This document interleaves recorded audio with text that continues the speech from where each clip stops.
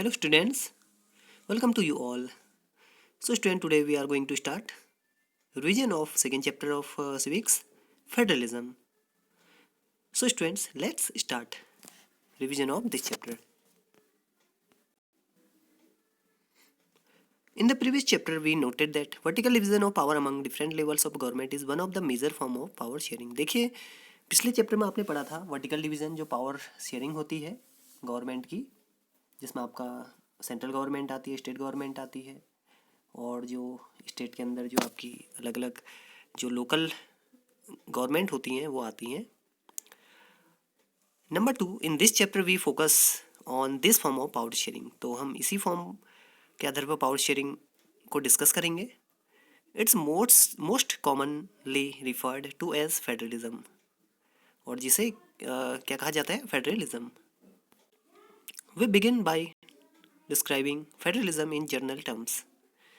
The rest of the chapter tries to understand the theory and practice of federalism India. तो देखिए सबसे पहले आप इसका जो जनरल टर्म्स है जो फेडरलिज्म का वो पढ़ेंगे.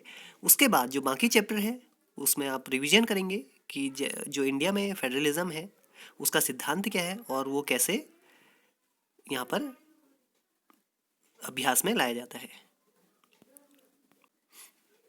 Towards the end of the chapter we turn to local government. तो हम लोकल गवर्नमेंट की भी बात करेंगे. A new and third tier of Indian federalism. तो ये भी क्या है, एक third tier of Indian federalism. So students, first we will know about federalism. What is federalism? Federalism है क्या? तो देखिए, federalism is a system of government in which the power is divided between a central authority and various constituent units of the country. तो federalism एक ऐसा system है जिसमें जो गवर्नमेंट है, जो सरकार है, उसकी जो पावर होती है वो डिवाइडेड होती है, यानी कि बटी हुई होती है. किस में बटी हुई होती है? एक तो सेंट्रल अथॉरिटी, यानी जो एक मुख्य जो आपके पूरी कंट्री की जो सेंट्रल गवर्नमेंट होती है, एंड वेरियस कॉन्स्टिट्यूएंट यूनिट्स, यानी कि कॉन्स्टिट्यूएंट क्या होता है, आपका जो अलग अलग आपके स्टेट्स में होती हैं वहाँ पर ये बटी होती है, जिसे आप सामान्य भाषा में कह सकते हैं central government and state government. So इसमें क्या होता है, आपका जो पावर्स होती हैं वो डिवाइड्स होती हैं. Federalism has 2 levels of government. तो इसमें 2 लेवल होते हैं गवर्नमेंट के. One is the government for the entire country. जो पहली गवर्नमेंट होती है फेडरलिज्म में वो होती है पूरी कंट्री के लिए. That is usually responsible for a new subject of common national interest. और इसमें कौन से विषय आते हैं आपके, जो पूरी कंट्री पर आधारित होते हैं, यानी कि जो आपके राष्ट्रीय मुद्दे होते हैं वो सारे इसमें आते हैं, जितने भी आपके जो नेशनल लेवल पे जो विषय होते हैं. The other are governments at the level of provinces और states that look after much of day to day administering of their state. और इसके बाद जो आपकी स्टेट की आती है गवर्नमेंट सेकेंड लेवल, तो वो अपने प्रोविंस या स्टेट को लुक आफ्टर करती है, यानी कि उसके जो भी सब्जेक्ट्स होती हैं उन पर ये फोकस करती है.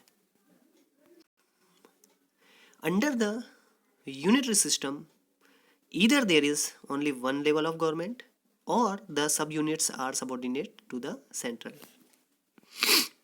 और इसके अलावा देखिए क्या होता है, अगर बात करें यूनिटरी सिस्टम में क्या होता है, या तो जो आपकी गवर्नमेंट होती है केवल वन लेवल होता है उसका, या वो सब यूनिट्स में बटी होती है.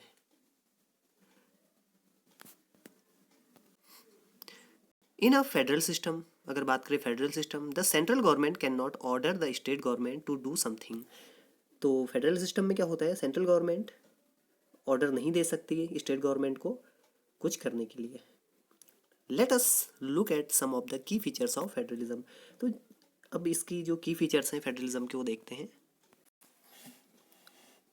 फर्स्ट की फीचर, देयर आर 2 और मोर लेवल्स, जिन्हें टायर्स भी कहते हैं, ऑफ गवर्नमेंट. तो इसमें क्या होते हैं, 2 या 2 से अधिक लेवल्स होते हैं गवर्नमेंट के. फेडरलिज्म में different tyres of government govern the same citizen. और देखिए ये जितने भी अलग अलग लेवल्स होते हैं वो किसको गवर्न करते हैं, सेम सिटीजन्स को.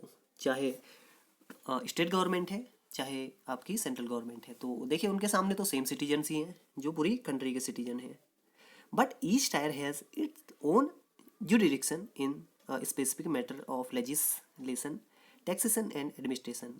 लेकिन देखिए इनके जो भी मैटर हैं कुछ खास, जैसे इनके लेजिस्लेशन से रिलेटेड, टैक्सेशन से रिलेटेड और एडमिनिस्ट्रेशन से रिलेटेड, वो इनके खुद के होते हैं।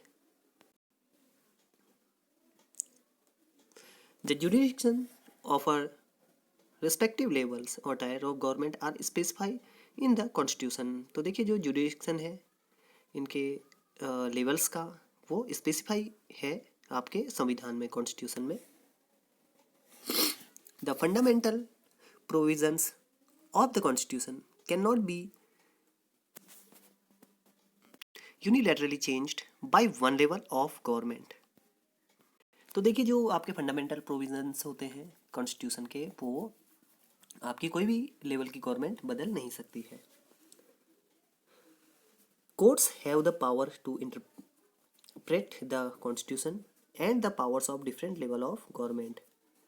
तो देखिए जो आपकी कोर्ट्स हैं ये आपका एक इंडिपेंडेंट ऑर्गन है, आपकी जो डेमोक्रेटिक गवर्नमेंट होती है। तो देखिए ये जो कॉन्स्टिट्यूशन है उसमें इंटरप्रेट कर सकते हैं, and the power of different level of government, और जो पावर्स होती हैं डिफरेंट लेवल ऑफ गवर्नमेंट उसमें भी इंटरप्रेट कर सकते हैं।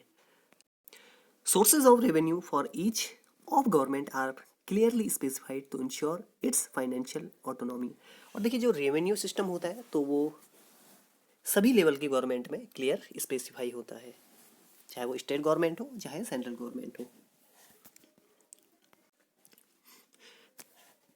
द फेडरल सिस्टम दस है ड्यूल ऑब्जेक्टिव्स। तो देख इसके दो ऑब्जेक्टिव्स होते हैं, to safeguard and promote the unity of the country. एक तो देखिए जो फेडरल सिस्टम होता है ये सेफगार्ड होता है और प्रमोट करता है यूनिटी ऑफ द कंट्री, जो आपका देश है उसकी एकता को, while at the same time, और साथ ही अकोमोडेट रीजनल डाइवर्सिटी, और जो आपकी रीजनल डाइवर्सिटी है उसे भी ये बनाए रखता है। There are two kinds of routes through which federations have been formed. देखिए दो तरह से जो है फेडरेशन वो बनाए जा सकते हैं।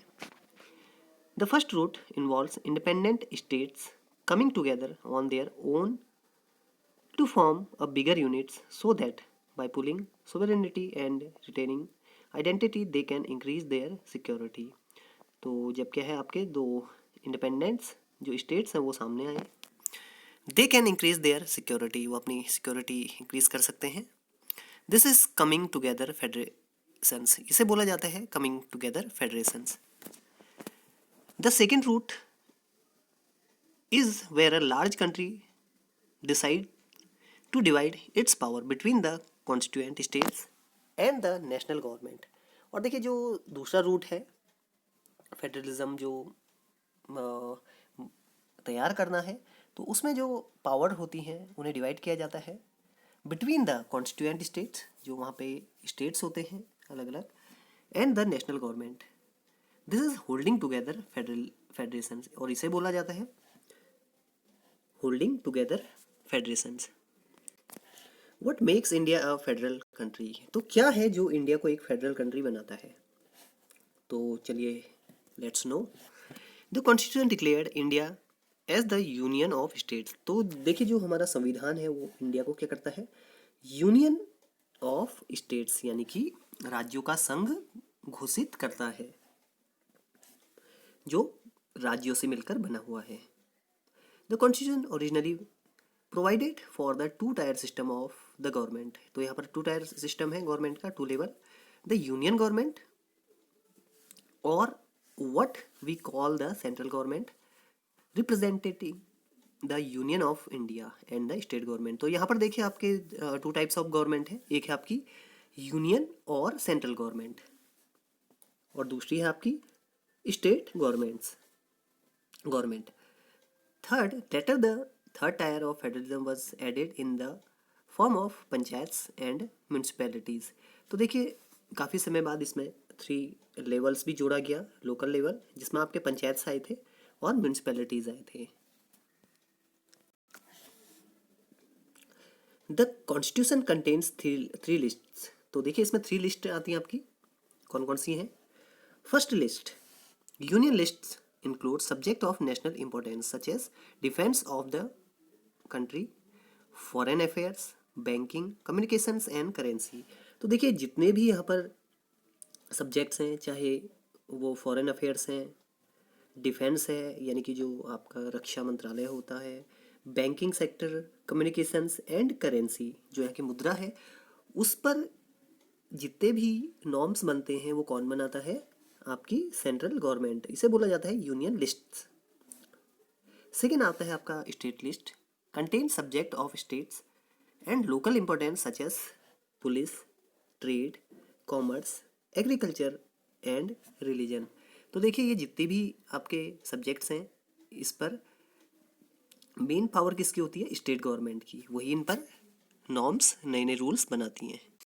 Third one, concurrent list include subject of common interest of both union government such as education, forest, trade union, marriage, adoption and succession.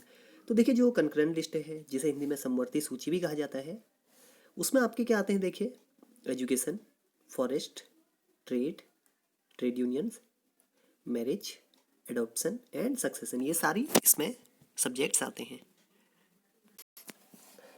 How is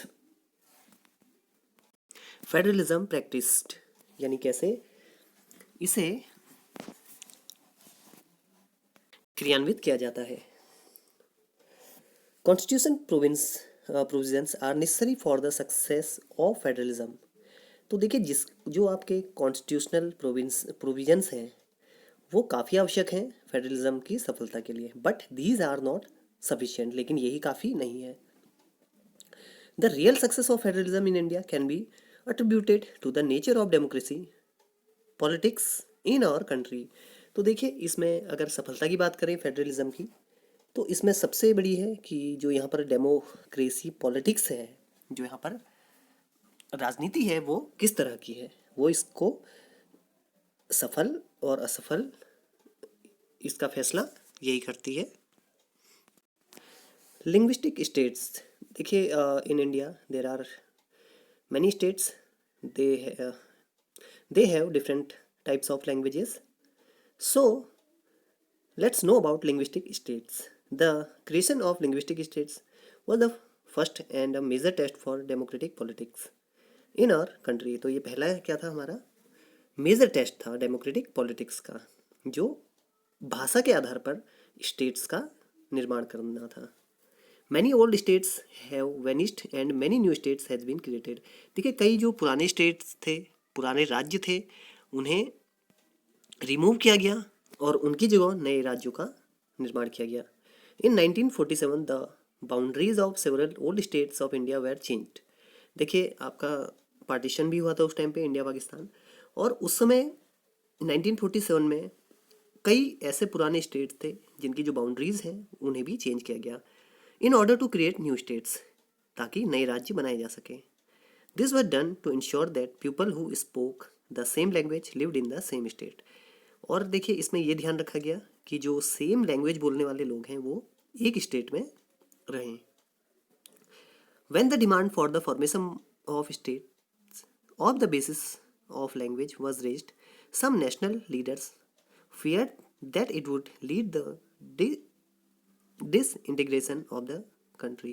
तो देखिए जब ये मामला उठा, ये मुद्दा उठा लैंग्वेज के बेस पे नए राज्य बनाने का, तो उस समय काफ़ी ऐसे हमारे लीडर्स भी थे नेशनल लेवल के, जिन्हें ये डर था कि इससे जो देश है हमारा कंट्री, वो क्या होगा, जो उसकी यूनिटी है उसके लिए खतरा होगा। Language policy, the second test for Indian federalism is the language policy। Our constitution did not give the state of national language of any one language। तो देखिए अगर आपके इंडिया की बात करें तो यहाँ पर अभी भी आपकी जो नेशनल लैंग्वेज है वो किसी को भी डिक्लेयर नहीं किया गया है, because there are many languages, और उनमें अगर किसी एक लैंग्वेज को नेशनल लैंग्वेज बनाया जाता है तो उस पर काफ़ी क्या होते हैं, डिस्प्यूट्स होते हैं, विवाद होते हैं। Hindi was classified as a official language. जो हिंदी है वो एक ऑफिशियल लैंग्वेज इसे माना गया है। According to the constitution the use of English for official purpose was to stop in 1965। देखिए जो हमारा संविधान है उसके अनुसार जो इंग्लिश लैंग्वेज है उसका ऑफिशियल पर्पज के रूप में जो यूज़ किया जाता था वो 1965 में क्या कर दिया गया, रोक दिया गया। The central government responded by agreeing to continue the use of language along with Hindi for official purpose. तो सेंट्रल गवर्नमेंट इस बात पर सहमत हुई कि वे कंटिन्यू कर सकते हैं इंग्लिश को along with Hindi for official purposes, यानी कि जो भी उनके ऑफिशियल पर्पज होते हैं, उद्देश्य होते हैं, उनमें वो यूज़ कर सकती है। Promotion does not means that the central government can impose Hindi on states where people speak a different language. और देखिए ये जो प्रमोशन किया गया है इसका मतलब ये बिल्कुल नहीं है कि जो सेंट्रल गवर्नमेंट है वो इम्पोज करे हिंदी को किसी भी स्टेट्स में जहाँ के लोग अलग लैंग्वेज बोलते हैं। तो इसीलिए इसे केवल ऑफिशियल लैंग्वेज बनाया गया है। सेंटर स्टेट रिलेशन, यानी कि जो सेंटर होता है आपका सेंट्रल गवर्नमेंट और स्टेट गवर्नमेंट, उनके बीच का जो रिश्ता होता है उस पर बात करते हैं। Structuring the centre state relations is one more way in which federalism has been strengthen in practice. तो देखिए रिलेशन काफ़ी अच्छा होना चाहिए फेडरलिज्म के लिए स्टेट और सेंट्रल गवर्नमेंट का। In 1990 there was the rise of regional political parties in many states of the country. तो देखिए कंट्री के कई स्टेट्स में, कई राज्यों में जो रीजनल पार्टीज़ हैं वो इमर्ज हुई 1990 में। This was also beginning of the era of collision government at the centre. और देखिए यहीं से शुरुआत हुई आपकी कोलिजन गवर्नमेंट की, क्योंकि देखिए यहाँ पर रीजनल पॉलिटिकल पार्टीज़ आ चुकी थी। और इसके बाद क्या होता था कि इन्हें भी काफ़ी सारे जो वोट्स हैं, काफ़ी सीट्स ये जीत लेती थी। इसीलिए यहाँ पर अगर एक आप जो मेजर पार्टीज़ होती हैं अगर उन्हें बहुमत नहीं मिला, जैसा कि गवर्नमेंट बनाने के लिए हाफ जितनी भी सीट्स हैं आपकी 545 उसका हाफ सीट्स मिलनी चाहिए गवर्नमेंट बनाने के लिए, उतनी जीतनी चाहिए किसी भी पार्टी ने। लेकिन अगर ऐसा नहीं हो पाता तो वो क्या करती है, कोलिजन गवर्नमेंट बनाती है, यानी कि यहाँ पर गठबंधन सरकार बनती है। Since no single party got a clear majority in Lok Sabha the major national parties has led to enter into a line with many parties. तो जैसा कि अभी आपको बताया गया कि जब आपकी कोई भी सिंगल पार्टी मेजोरिटी नहीं पाती लोकसभा में तो उसे कई और पार्टीज के साथ संधि करनी पड़ती है और इस तरह गवर्नमेंट बनाई जाती है जिसे बोला जाता है coalition government. This led to a new culture of power sharing. और इससे देखिए एक नया पावर शेयरिंग का कल्चर शुरू हुआ and respect for the autonomy of state government. Thus federal power sharing is more effective today. तो देखिए आज जो फेडरल पावर शेयरिंग है वो बहुत ज़्यादा इफेक्टिव है than it was the early years after the constitution came into force. तो आपका जब कॉन्स्टिट्यूशन जो है वो लागू हुआ उसके बाद अभी तक जो फेडरल गवर्नमेंट है वो बहुत ज़्यादा इफेक्टिव हो चुकी है। So next topic decentralisation in India. यहाँ पे जो विकेंद्रीकरण होता है, we noted about the federal government has 2 और मोर टायर्स ऑफ गवर्नमेंट। तो अभी हमने देखिए जाना कि फेडरल गवर्नमेंट में 2 और मोर टायर्स और लेवल होते हैं गवर्नमेंट के। But a vast country like India can not be run only through these 2 tyres. तो देखिए इंडिया क्या है, एक बहुत बड़ी कंट्री है, आपको पता होगा। तो इसे केवल 2 लेवल की गवर्नमेंट से रन करना चलाना काफ़ी मुश्किल है, because many people they are living in village areas, they do farming. So federal power sharing in India needs another tier of government. तो उसके लिए देखिए यहाँ पर फेडरल पावर शेयरिंग के लिए इंडिया को ज़रूरत थी एक और लेवल के गवर्नमेंट की। This resulted in a third tier of government called local government. और इसी से देखिए इसी का जो परिणाम है, इस तीसरे तरह की, तीसरे लेवल की गवर्नमेंट का, उसी का परिणाम है local government. When power is taken away from central or state government, it is called decentralization। तो देखिए जब पावर होती हैं वो ले ली जाती हैं सेंट्रल और स्टेट गवर्नमेंट के द्वारा, इसे बोला जाता है डिसेंट्रलाइजेशन, विकेंद्रीकरण। एज द लोकल लेवल, अगर बात करें हम लोकल लेवल, स्थानीय लेवल पर, it's possible for a people to directly participate in decision making. तो वहाँ पर जो लोग हैं, अगर हम लोकल की बात करें तो वो भी डायरेक्टली पार्टिसिपेट कर सकते हैं डिसीजन मेकिंग में, किसी भी निर्णय को बनाने में। A major steps towards decentralisation was taken in 1992। और देखिए इसके लिए जो स्टेप्स लिए गए वो कब लिए गए, 1992 में। The rural local government is popularly known by the name Panchayati Raj. और देखिए जो लोकल गवर्नमेंट है उसे, जो रूरल गवर्नमेंट है उसे कहा जाता है पंचायती राज। ये थर्ड टायर ऑफ गवर्नमेंट है। This is council consisting of several ward members. इसमें क्या होते हैं, बहुत सारे वार्ड मेंबर्स होते हैं। ऑफन कॉल्ड पंच, जिन्हें बोला जाता है पंच, जैसे पुराने समय में पंच सिस्टम चलता था। अ प्रेसिडेंट और सरपंच, और उनके ऊपर क्या होता है, एक प्रेसिडेंट, अध्यक्ष, जिसे बोला जाता है sarpanch. They are directly elected by the all the adult population living in that ward और विलेज।